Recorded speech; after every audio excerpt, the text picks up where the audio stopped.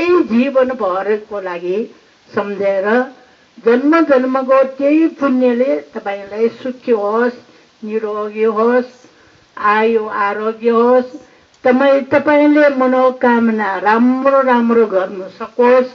यो राम्रो राम्रो मनोकामना सबै पूर्ण होस्। हामी तपाईँले आशीर्वाद दिन्छौँ है। त्यसैले आज यो रोगी सेवा भगवान बुद्धलाई नै प्रशंसा गरेको रोगी सेवाको लागि तपाईँहरू धेरै मेहनत गरेर भारत सरकारबाट तपाईँ नेपालमा राजदूत भएर आएको बेलामा आफ्नो राम्रो कामलाई मेहनत गरेको धेरै धेरै धेरै धन्यवाद। यो स्वास्थ्य लागि कति मेहनत गर्यो होइन, त्यसैले सबैले धन्यवाद। हाम्रो उपाध्यक्षज्यू पनि यो स्वास्थ्यको लागि धेरै मन पराएर धेरै मद्दत दिएको छ।